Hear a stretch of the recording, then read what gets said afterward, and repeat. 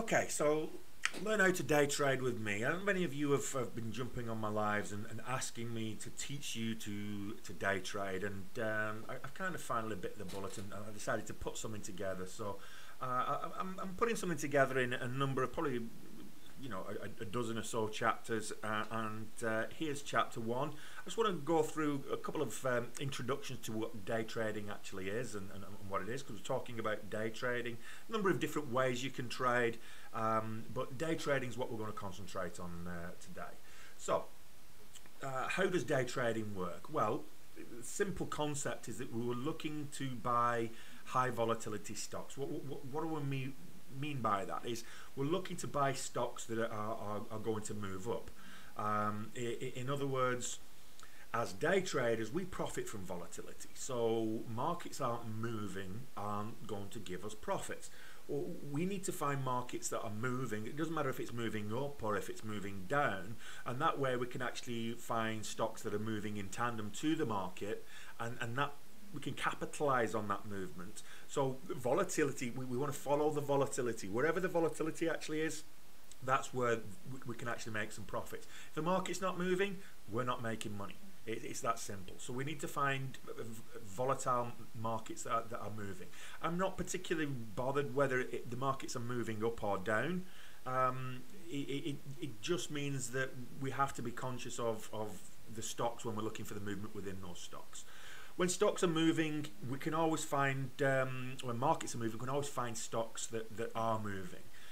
If the markets are moving up or down, there's usually a handful of stocks out there that are having a big day. And those stocks that are having a big day are the ones that we want to concentrate on. That's where the volume is. That's where the majority of people, retail traders in particular, that's where they are concentrating on. So we want to follow the crowds, follow the masses, if you will, because the more people trading in a particular stock, the more reliable the moves on that stock become. It's our job to follow those stocks, seek out the volatility in the markets.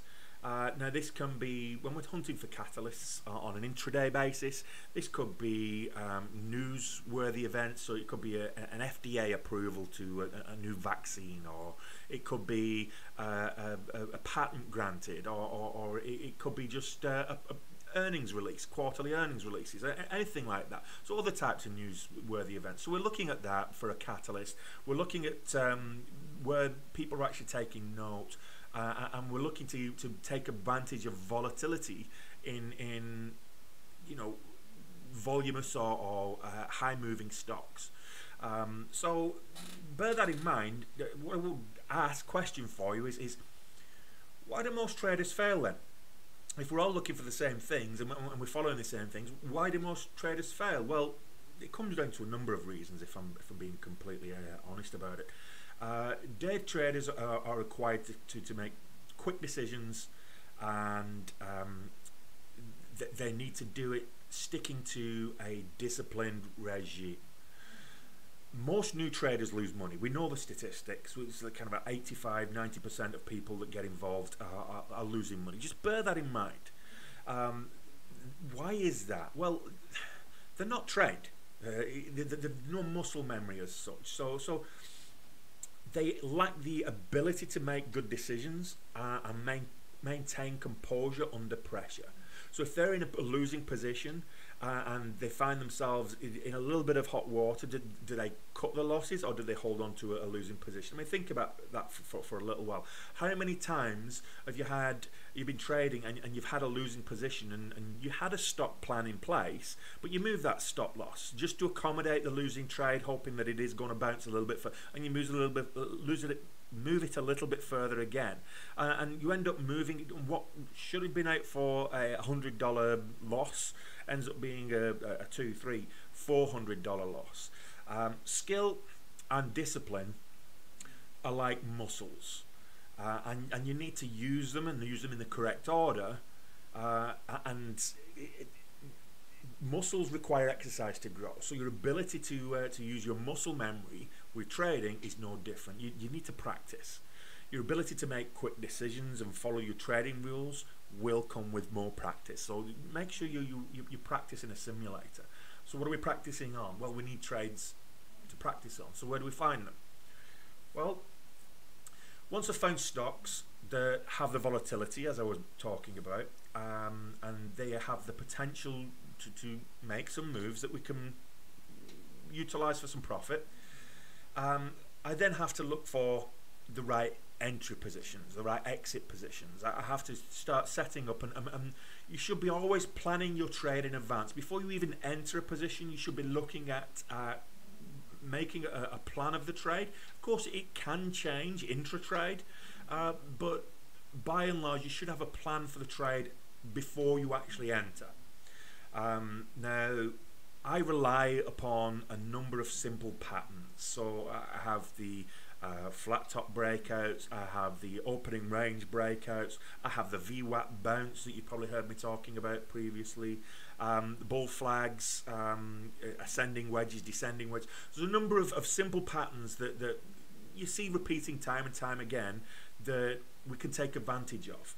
And I try to only take the best setups, and waiting for the best setups to present themselves to you is more profitable than taking a stab at anything at all just because it's moving. So what I mean by taking the best setups is that we need to just sit on the sidelines. I mean, we've all had that experience. We've seen a stock, it's moving up and it's moving up and it's 20% up, it's 30% up, and we're like, if I got in that stock 15 minutes ago, I would have made a killing by now. But the reality is, if you're sticking and being disciplined and sticking to your trading plan, it's not presented any entry points. It's just moving up on high volume and whatever positivity, but you're not seeing any entry points. And yes, in hindsight, and that's what that is trading in hindsight. In hindsight, you're probably saying, well, if I just jumped in there, I could have rode this all the way up. And hindsight is 20/20 vision, as they say.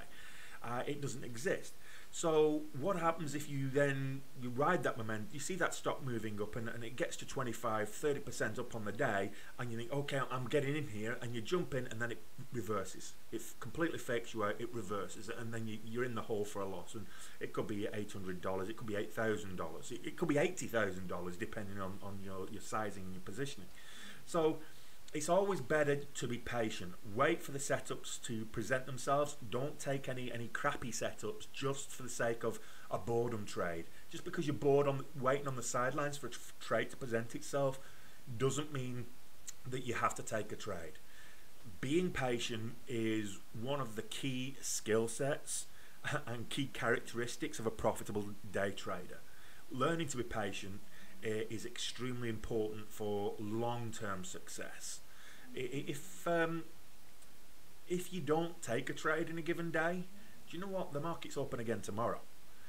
In some cases, you may as well just don't see anything in the first 15, 20 minutes, 30 minutes. You wait until an hour in and you're still not seeing anything. Take a break, go for a walk, come back for power hour even, 3 p.m. market time, and see if there's anything setting up for the last hour of the day. You don't have to trade all day, you don't have to trade every day. It's better to wait for the right setups than it is to take any setups just because you feel like you should be trading. So when the markets are not setting up right for us, and there are times when that's the case, it's better just to sit on your hands and watch from the sidelines. If we try to trade through those periods, typically we'll make bad decisions, we'll make bad calls, bad judgment calls, and we'll lose money. Now, ideally, you want to be trading with an edge. Now, I'm a pattern trader. I trade with momentum. I have certain strategies that I like to trade. But ultimately, it boils down to one thing. I trade patterns. The market is, once you learn to utilize technical analysis and read the charts, you can see patterns forming on a daily basis. You can see them forming in intra-trade. You can see all these patterns with the way that the stocks are moving. Now, by utilizing the various patterns, I mean, I can lose 40% of the time. I can have a low accuracy rate and you know, a 60-40 in my favour, so I'm losing 40% of the time and still making money because I use correct risk management principles. When you think about it, over 60% of the volume in the market is algorithmic hedge fund trading, high frequency trading. It's what the hedge funds are doing. It's automated algorithmic trading. That's 60% of the volume. That's the large majority of it. So they are, I mean, they'll be taking minuscule amounts and making profits. They'll be driving prices up and driving prices down and controlling the movements within the market. So we need an edge over those algorithmic traders, the hedge funds. We need an edge. And my edge is by utilizing the recognized patterns. So, and I'll go a little bit more detail of what pattern trading actually is. So, when you plot the price action on a chart, the patterns can be seen to be forming. Now, there are a number of different types of patterns, but how you plot that, so you can draw lines across the chart, lines of resistance and support, and you can recognize certain flag patterns or wedge patterns that are coming on there, and what you're doing is I use candlestick charts, and some people like to use graphs or line graphs or whatever, but I use candlestick charts, and each candle represents a period of time, and you can choose whatever time frame suits you. Now, I tend to primarily use the 1 minute and 5 minute candlestick charts for my trading action. I do look at the 60-minute chart as well, which gives me a good insight into any trends that have been followed and whether those trends have ceased to being followed, or if it's upwards trends or downwards trends. And I also follow the I also watch the 1 day, but from a trading perspective, the two time frames that I use are 1 minute and 5 minute. Now, you might want to use a 2 minute or 3 minute or a 10 minute or a 15 minute, whatever suits you, or daily, it could be weekly, or whatever it is that suits you and your trading style. You need to decide where your strengths lie, but you can have multiple charts open at one time. If you're able to read them concurrently, that's great. Now, I use the 1 minute and the 5 minute chart, and the candlestick. What does that? What are candlesticks? What does it tell us? Well, what the candlestick is actually telling us is that there are open, close, high and low points. So if we look at the open on this red candle here, this red candle is a downwards candle. So it opens at the high of the body here and it closes at the low of the body. But in the meantime, the full price action in this time frame, the high is the high of the wick. So this is the highest point it's reached within this time frame, and the low is the lowest point of the wick. So you've got an open here, it may have gone up and then it's come back down, and it's gone down all the way to here, and then it's finished here. So what you find, and this is a red candle, so the open is always the high of the body on the red candles. But if we're looking at the green candles, in this case, the open is the low of the body. This one in particular is from a chart I traded a few days ago. So this one in particular doesn't have a downwards wick. So the actual price low of this time frame and the open are the same. And the actual price high of this time frame is the high of the wick, and the close is the high of the body. Okay, so that's essentially what candlesticks are telling us, and I'll review these a little bit more in the future. But if we look at the patterns that I'm looking for with regards to candlesticks, I'll just talk you through this. This is known as a bull flag or a bullish flag, and what we're seeing is there this upwards 3 candles, that could be considered the flagpole, and then we start to see a little bit of consolidation, It's not moving down at a great rate, but a little bit of consolidation, and it tends to be a parallel channel in a downwards way in most cases. But with this little bit of consolidation here, and it usually breaks upwards. So this is known as a bull flag. So this is a pattern that I would recognize, and I would be looking for these kind of consolidation points. And what I'd be looking for here is when we get the flagpole up, as it comes down, for a bull flag to break out, the entry point for me now is the next green candle to make a new high. So what I will be effectively doing here is buying in here at 329, ready for it come back down a little bit, but it consolidate, but it then move up, and you see the volume pushing up. So that's a bull flag pattern. We'll review more of these later, and then this is kind of a consolidation, opening candle consolidation pattern, pullback consolidation, opening range break is what I like to call this. So here we've got the opening range here. We initially at the open we came down, and then we went up. You can see this on this green candle. We started here at 36.84. That was our opening point on the day. It went down and then it went back up. So it's then comes down here for the next candle and moves up. So what I'm then looking for is we've now formed a high opening range here. So we've got 37.50 is the high of this range. So as it pulls back to the volume weighted average price here in grey, so as it pulls back, we're looking for what's known as a VWAP bounce or a opening range breakout, so that we can actually watch this. It bounces at the VWAP here, and then it pushes all the way up, and we take a position here at the high of this opening range, 37.50. So we enter here and we ride this up for a profit, and we take profits here. So that's what we would be doing. So we'll review more of these patterns, but you can see how it gives us an edge on the market. Now, what do other traders do? I mean, that's what I do anyway. So what do other traders do? Well, some other traders focus on technical indicators like the RSI, or Relative Strength Index. We get some traders, some strategies that a multiple of moving averages and moving average crossovers. So they look for those as signals to enter or exit a position. So we've got what they call a golden cross, which is their entry point, and they've got a death cross, which is their exit point. Now some day traders scalp volume spikes and high of day spikes. These kind of momentum scalpers, if you will. They're looking for people that they're looking for stocks that are pushing up, and they'll just scalp the top off them for a quick profit.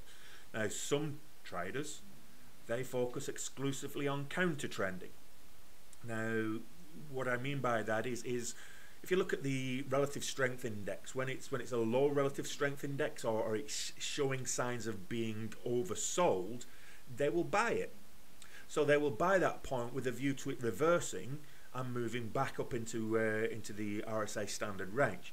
Or when it's overbought and it's a high relative strength index, they will short it with a view to it reversing and moving back into the normal range of RSI. So a number of different strategies can be utilized in day trading, but I like to stick to my patterns, and this is what one of the reasons I do that is that it tends to be the more popular way of day trading.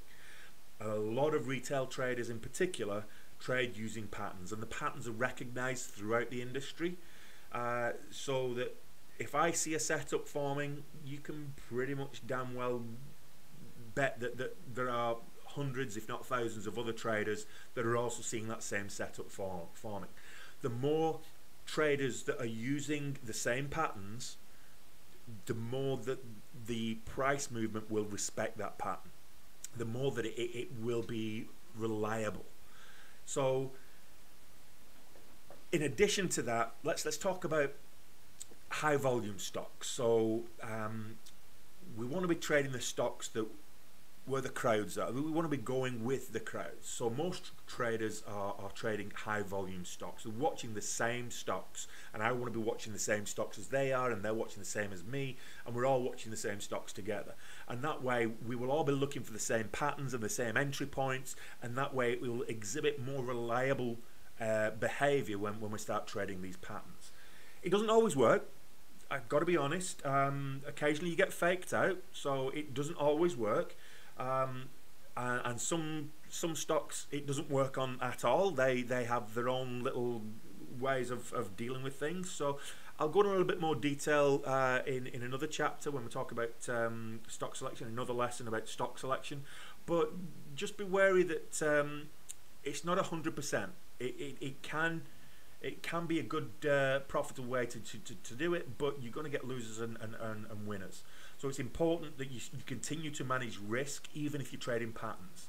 Now, I mentioned there about the previous patterns, the breakout patterns that I just showed you in the previous couple of slides. I specifically look for patterns, and I look to buy breakouts of certain areas on the chart, certain ranges or certain resistance levels. So if I buy the breakout, and I'm not the only one doing this, what tends to happen is you'll see a flush of volume come into the market as a stock movement breaks a certain level. And if you join at that level, you're not the only one joining, and that way it will continue the move in whichever direction it's taken and that you're looking for. So I look to buy those breakouts, whether that's an opening range breakout, or whether that's a resistance level breakout, or whatever the high of day breakout. It could be a bull flag breakout. There's a number of different breakout patterns that I look for. What I do is I buy it at the apex point when the stock has to break out. It's either breaking out or breaking down is essentially the move. So by doing that, it gives yourself a tight risk, because if it goes against you, if it moves up and it breaks out, the volume comes in, other traders join in, and the increased volume pushes the momentum higher. However, if it fakes out, it gives you a tight risk because you can cut it for a very small loss. What I would advise is avoid buying during consolidation phases. This is when stocks are just moving sideways. Volume tends to be a little bit lower, so just avoid when that's happening, because it's less predictable, the moves, but more importantly, it's kind of boring as well. And your equity is tied up in that trade. It's not moving up. You're not reaching your take profit levels, so it comes below again, and you're not reaching your stop loss levels, so you're stuck in the trade for a long period of time. It ties up your equity, so if another stock starts moving that's on the scanners, you're already tied in this particular trade, and you can't get out quick enough to take advantage of the move from the other stock. So just be wary of buying out in a consolidation phase, or entering a position during a consolidation phase. I know people can check trade ranges, but I prefer not to. Reversal patterns. With reversal patterns, you wait for clear reversal confirmation, and then you buy with a stop of the low of that particular range. So whether it's a low of day, or whether it's a low of a particular range, or opening range, for example, that's a tight stop. Again, this is part of your risk management play, is you're looking at where your stops are. Now, this only really works on stocks that are selling off on heavy volume. So if we're talking about this, it may selling off on heavy volume, and then people start to take profits, short traders start to take profits, and then you get other people joining in, other traders seeing this action and jump on that, and that buying action from the shorters covering and taking profits drives the momentum backwards, upwards. So we were looking for that snap. Think about elastic band terminology. If you've got the elastic band and it's coming down, and you stretch, the more you're stretching it down, the more stretched it's becoming.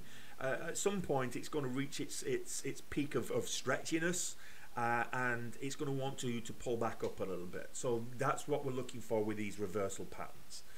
The thing is, though, with that, if it doesn't come back up, the band might snap, and you could end up getting another flush. So be wary with that, and always set stops. Now, I tend to set mental stops, but when I first started trading, I used to set physical stops.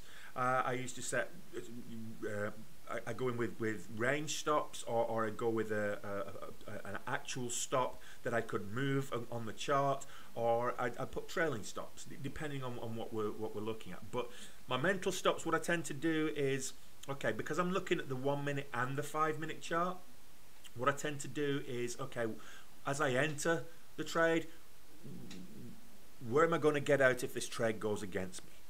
So that's one of the first things that you do before you enter. You say, okay, well, I'm going to enter at X price, and what do I set my stop at? What's the action? If I'm buying a dip, for example, or if I'm trying to buy a breakout and it goes against me, where do I get out of this trade? So typically what I would do is I would set my stop at the low of the previous candle. So when I say the previous candle, I'm looking at the 5 minute chart. That's where I would get out, because you can actually have a stock and it will move, and it may go lower on a 1 minute time frame, but if you trade in the 1 minute time frame, it's always good to keep abreast of the 5 minute time frame as well, to make sure that we're still trending in the same direction. So if we're on a bullish trend and we're moving upwards, and you enter at a breakout level and the stock moves against you, you look at the previous 5 minute candle, where was the low of that? And you can calculate based on how much you're prepared to risk, but based on priced action, if I'm setting my own mental stops, I look at the chart, and if it goes below the previous 5 minute candle's low, then I'll cut my losses. I'll be out. Now, the advantage of utilizing the 5 minute chart in conjunction with the 1 minute chart is you can actually see whether the stock is still continuing to move up. You know, is it still in an upwards trend?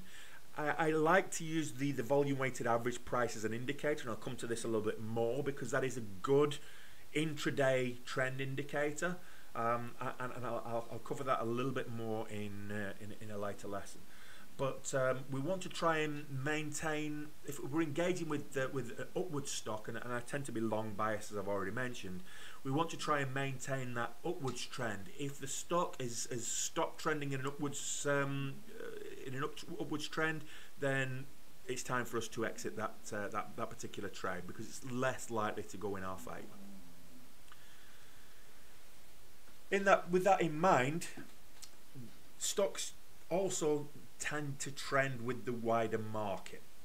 Now, of course, what we're looking for is intraday stocks that are moving based on their own catalysts, but ultimately most stocks will trend with the overall market. You can get a good feel for stocks that are moving by looking at some of the ETFs that mirror the market, such as the SPY, and if you watch the SPY and the movement on the SPY, when it's in a downwards trend, a lot of stocks will follow the SPY down, or when it's an upwards trend, the same applies.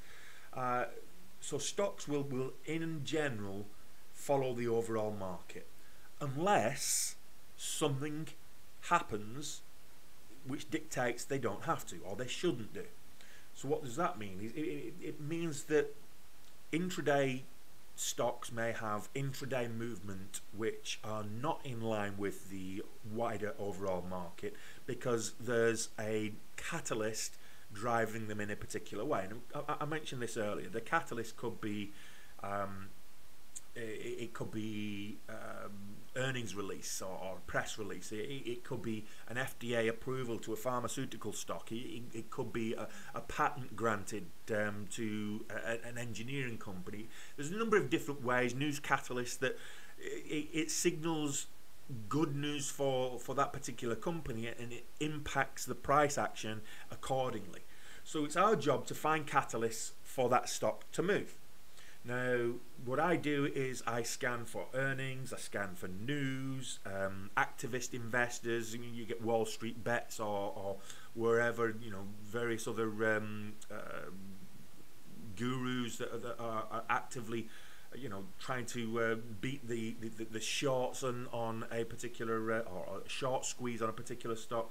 There's a number of different reasons why a stock may move against the market, or it may move with an exaggeration with the market, and it's because of those catalysts.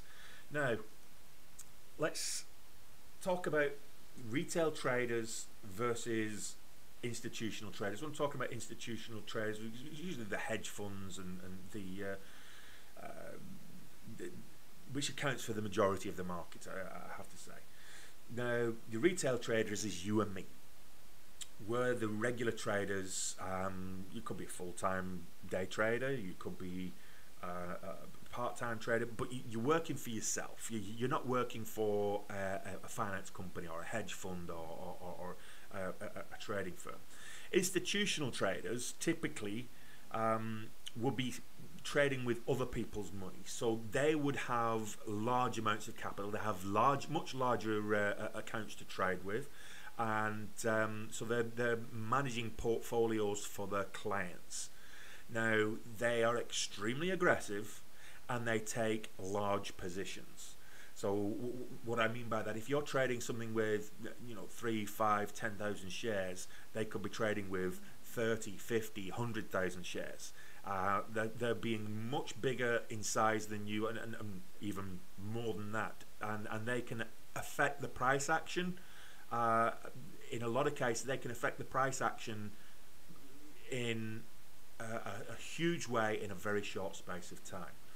So because of their huge size, they have an advantage in the market because they can affect the price action based on their decisions and how they want to trade. So we want some of that edge. So ideally, we want to trade on the same side as the institutions. So if the institutions are going long, we want to be going along with them. If the institutions are going short, ideally we want to be going short with them. And that's how we make profits, by taking advantage of the market movements that are underpinned and supported by large institutions. What I don't want to do on an intraday basis is, someone asked me about fundamentals in the chat earlier today, in my live chat. I don't trade fundamentals. To me, fundamentals are about, if I want to invest long term in a company, is this a company that I perceive to have long-term value? Do I want to be part of this company's growth going forward? So am I prepared to invest in this company long term? That's what fundamentals are about. I'm not interested in fundamentals. I'm interested in making a profit. So I'm not a value investor. Whether I like the company or not is it immaterial. Whether I like what they stand for is immaterial. I'm just in it to make a quick profit. I don't trade futures or forex. A number of different reasons for that. To get impact in futures and forex, you have to have much higher leverage, for one. So with higher leverage comes higher risk. The movement in futures, for example, could be a couple of percentage points on a day. That's not the kind of volatility that I want to take advantage. I'm looking for something that's kind of 14, 15, 20, 25 points volatility. The range is a lot huger. And forex, again, very similar, low value moves that you need extreme leverage to take advantage of. So what I'm looking for is equities. I'm day trading equities, and I focus on the NYSE and NASDAQ listed markets. I may trade the Dow or whatever, but it's the American stock markets. I've been asked, why don't I trade, because I'm based in Dublin, why don't I trade the FTSE or the German stock exchange or the Finnish stock? or even the Irish Stock Exchange, which is a little bit closer to home? And the simple answer is, I want to be where the crowds are. I've already talked about, you know, the more people trading a particular pattern, the more reliable it is, while the crowds are trading the US markets. So that's why we trade the US markets. The volume just doesn't set itself up well for day traders to be making profitable moves on the FTSE or on the DAC markets and the likes. So what does my day look like? My typical day, I'll get up in the morning, take the dog for a walk, catch up on the news, do whatever, have my breakfast, and do some other things with my other businesses in the morning. Gets to lunchtime, I'll have a bit of lunch, and then at about 1 p.m. my time, I'll look at the pre-market scanners. I'll set up my pre-market scanners. Now 1 p.m. my time, bearing in mind I'm based in Dublin, so I'm working on GMT, which is about 8 a.m. market time. So this is where 8 a.m. market time, there's about 90 minutes to the bell, 90 minutes till the market opens. So I look for stocks that I can you know, put in play and watch.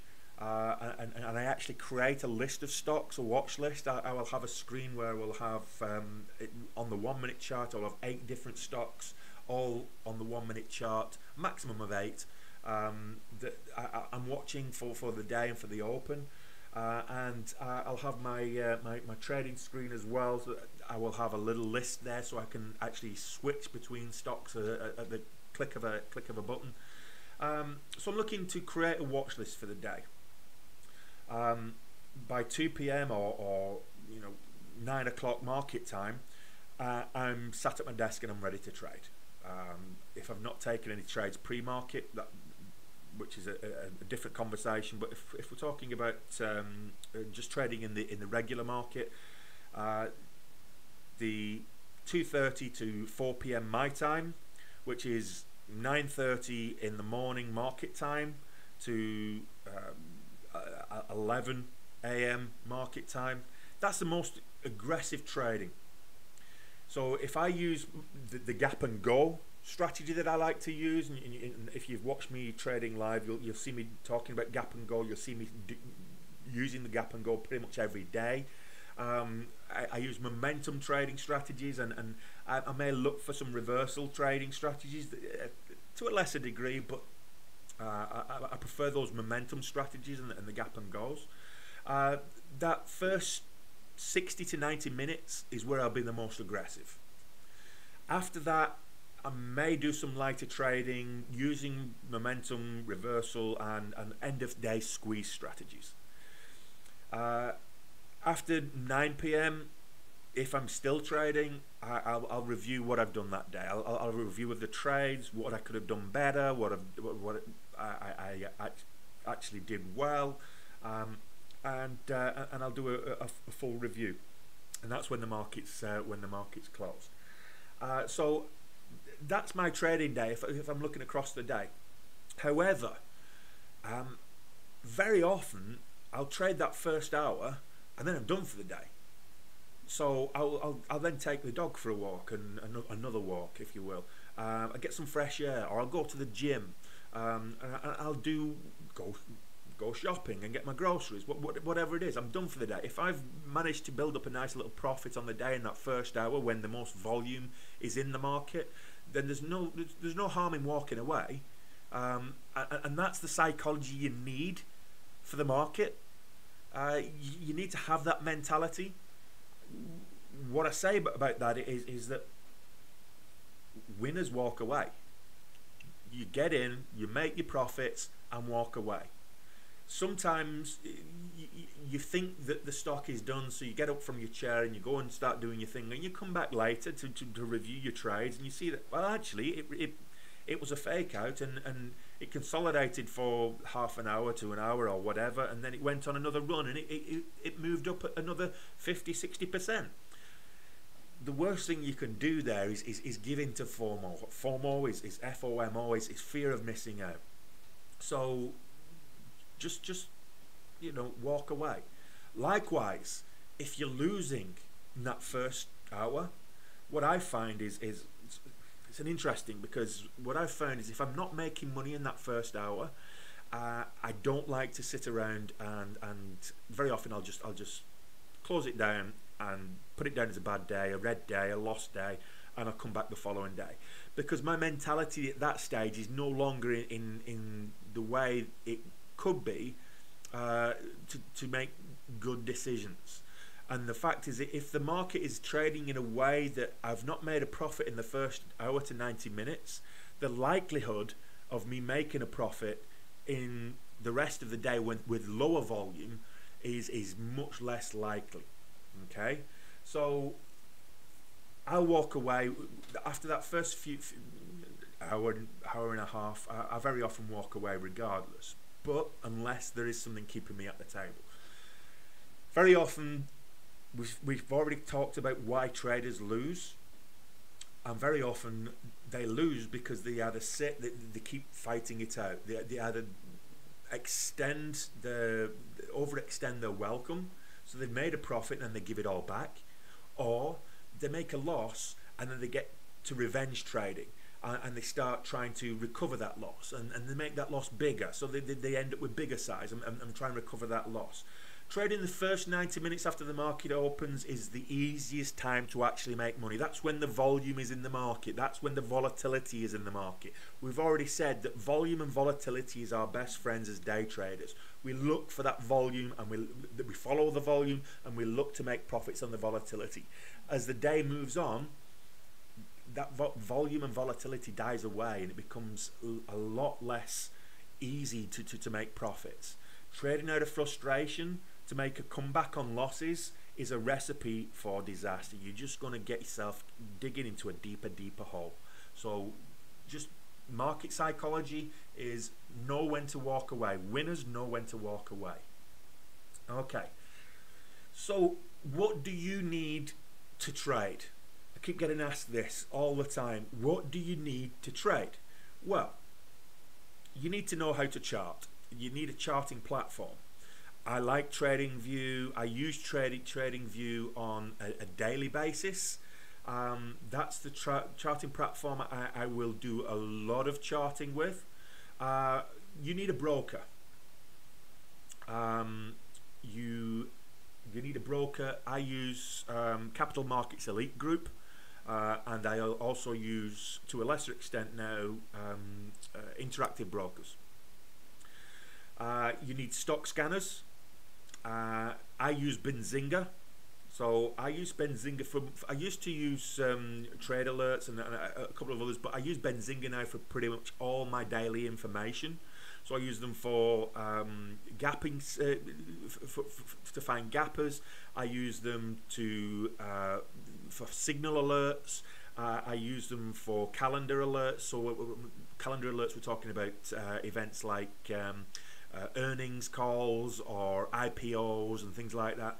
I use them for rolling news, so they have a squawk functionality as well, so I use them for that. So you know, on top of Benzinga, we look for wider news in the market, you know, for the catalysts, so social media, so Wall Street Bets, Twitter, all of these are, you know, good sources of information.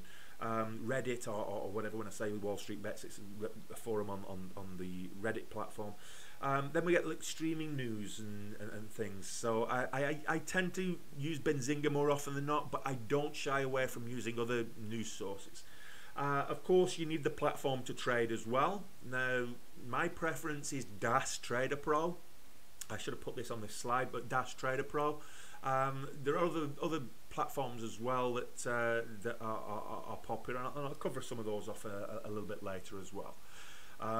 So in addition to the charts that are on my trading platform, which is Dash Trader Pro primarily is the trading platform that I use TradingView to create charts and to document charts.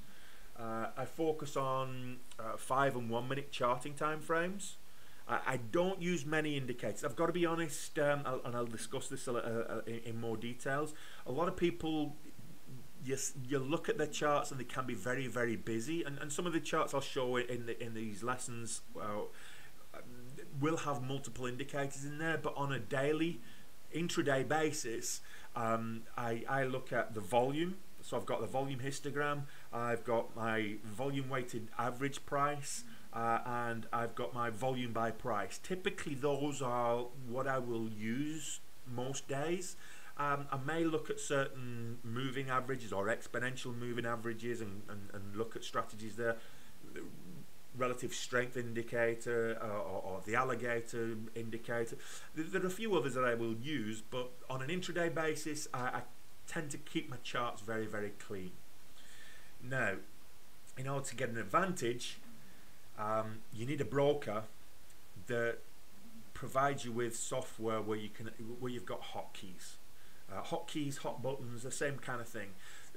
What I mean by this is you get rapid execution, you get fast execution, direct market access, and that way you can actually take advantage of a full move. Hotkeys allow you to do that, and I'll cover this off in a later lesson. Hotkeys are essential for the profitable day trader. It allows you to get in quick, it allows you to get out quick, but also it allows you to place orders at certain levels that you're waiting for breakouts, for example, and you can execute those orders on a very fast time frame. So direct market access as well. Level 2 visibility. So level 2, and I'll cover this off a little bit more later, level 2 visibility lets you see what orders have been placed at certain levels by certainly some of these algorithmic traders, some of the hedge fund traders, institutional traders. You'll see big size waiting for you, which is forming resistance and or support. So it allows you to get an understanding of reading the market before it happens. And you need aggressive pricing. So if you're going with a broker that's charging you through the earth, and they are giving you wide spreads, it's not going to be favorable to be profitable in day trading. So you need a broker that gives you narrow spreads and doesn't charge huge commissions. So that's what we're looking for with our choice of brokers. Like I say, I choose Capital Markets and Interactive as the brokers that I work with. There are others out there. Do your research. By all means, take a trial with a number of them and whoever you like best. I do like to leverage my equity. What I mean by that is I get margin leverage with my brokers when I'm day trading. So most brokers, you can trade in a cash account, and a cash account, essentially what you're doing is you're trading with the equity in the account.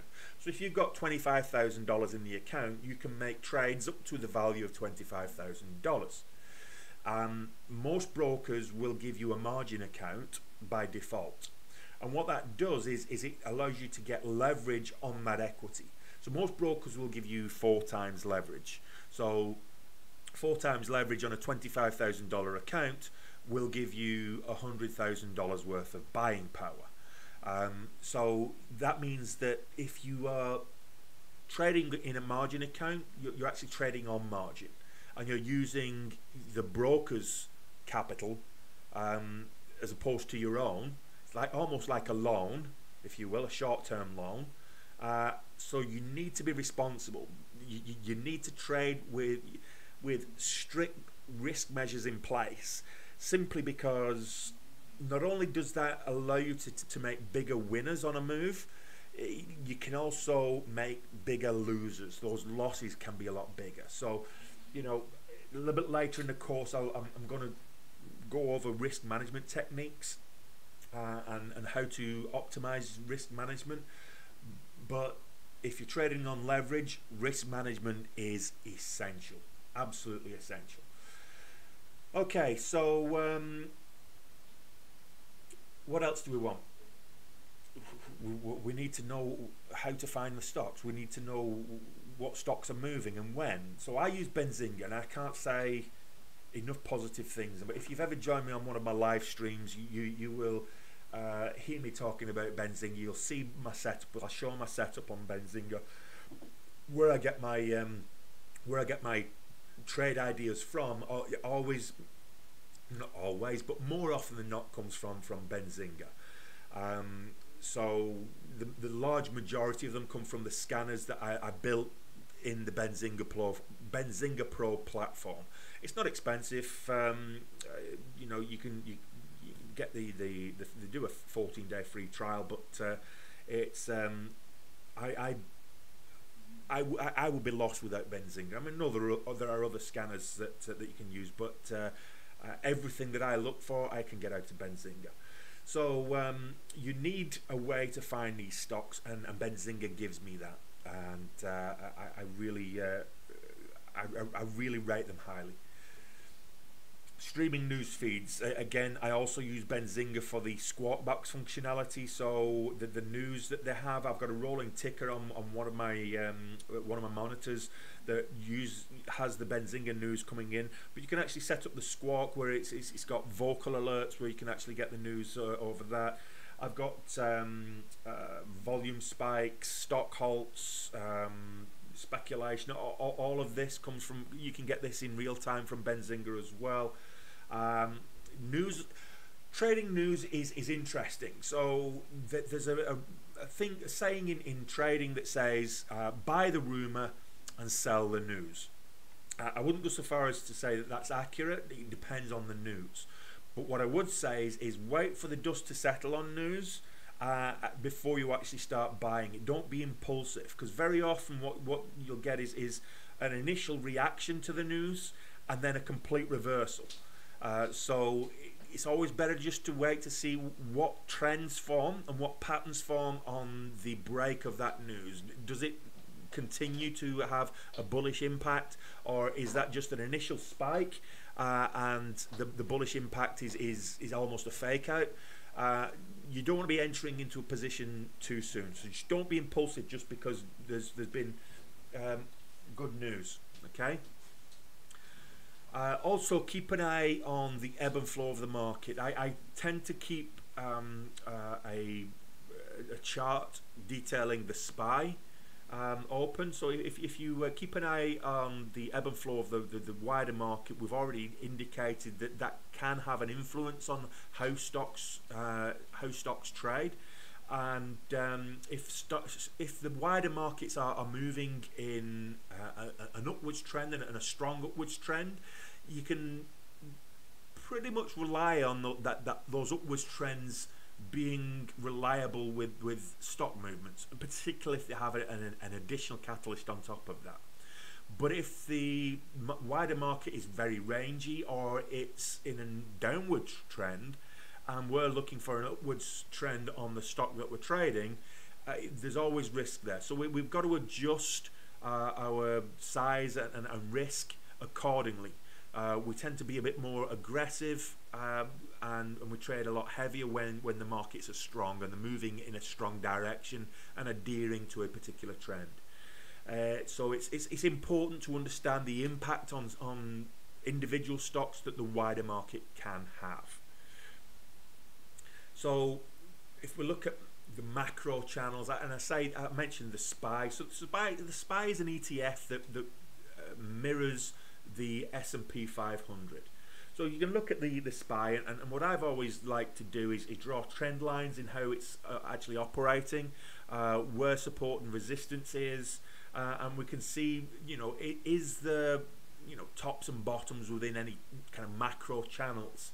Are we trading at the bottom of those channels, at the top of those channels? Are we in between? Are we above? Are we below? What's the wider impact of the market, and what's the moving? It's important information. So we can use that as an indicator, because if we then get breakouts in the wider market, we may then see breakouts in the smaller stocks and individual stocks that we're trading, either in sympathy or in line with those wider market moves. Okay, so just be aware of the wider market and the macro channels that can form and if you map them out on your charting, it will give you a good indication. Trading a strategy.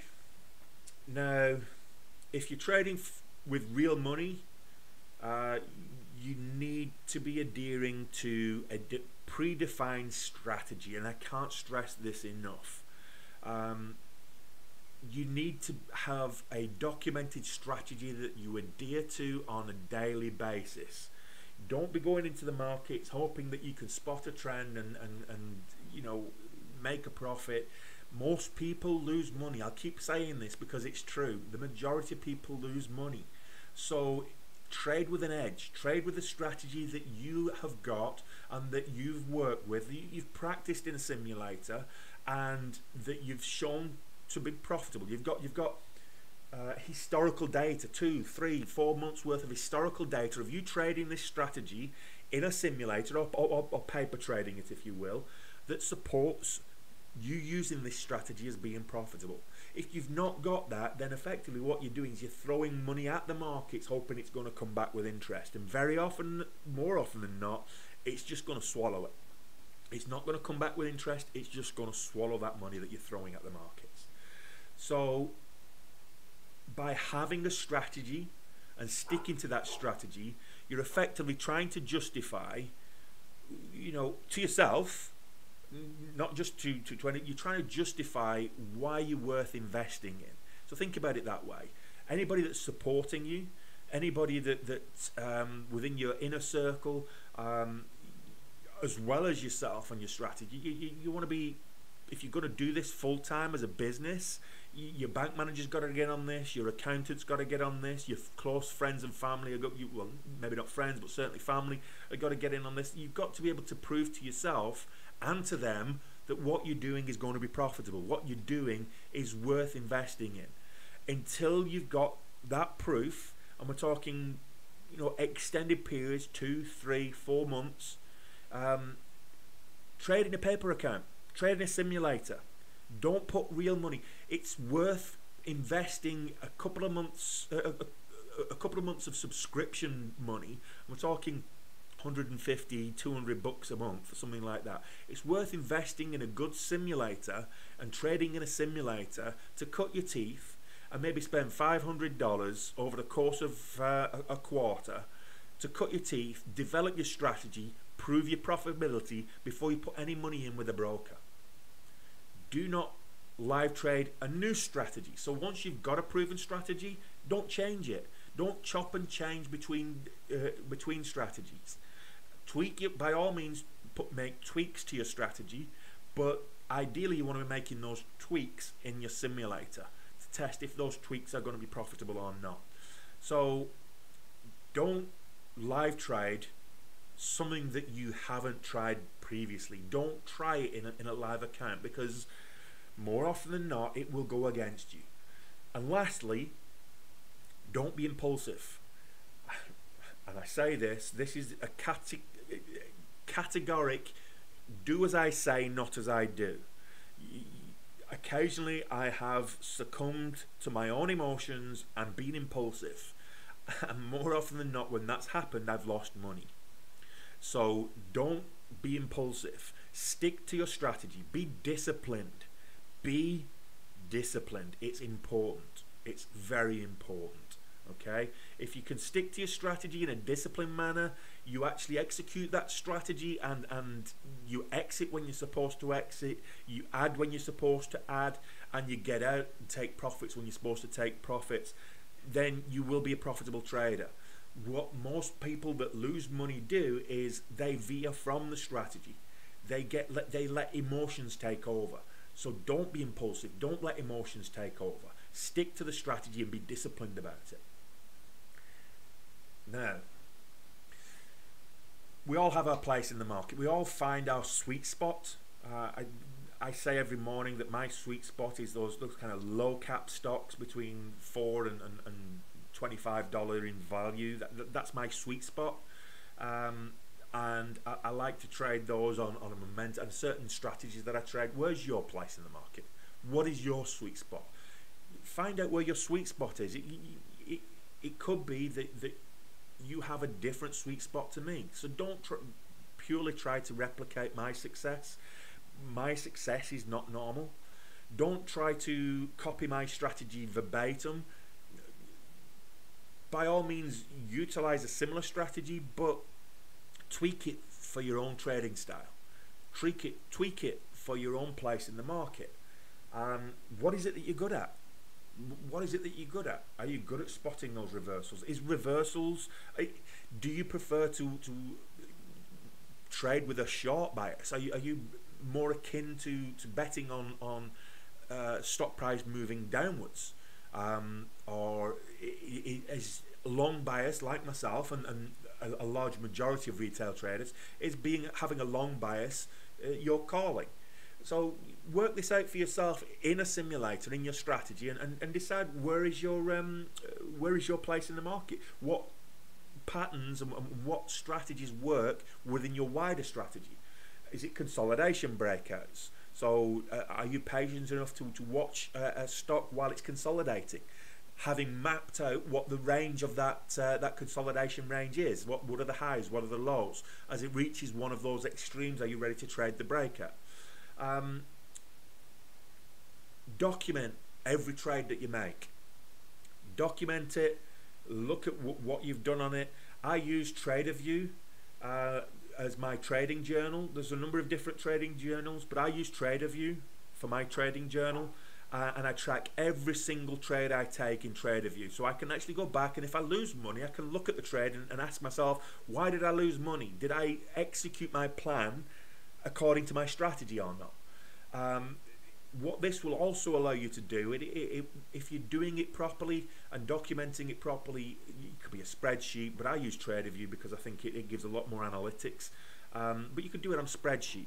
Document where you got in, where you exited, what the share size was, what the time of day was, what the wider market was doing, all of these kind of things. So that kind of information could be important for you to decide how to be a profitable trader. Is the opening 30 minutes a no-go zone for you? That high volatility, is that too risky for you? Are you too akin to, not cutting your losses early enough and cutting your winners too soon in that market? Or do you want to be trading less volatile markets during the day? Is the power hour, the last hour of the market, more akin to your trading style? All of this is important. Find out what your sweet spot is, and nestle in, settle down, and excel in your sweet spot. That's where you want to be. You might be surprised. I like to trade pre-market, but guess what? The majority of my gains come in that first hour of after the bell. I like to trade pre-market. It doesn't mean I'm more profitable pre-market. It just means I like to trade there. So work out what works for you. Do not let other people influence your trading behavior. If you're going to be profitable, go where your sweet spot is. Also,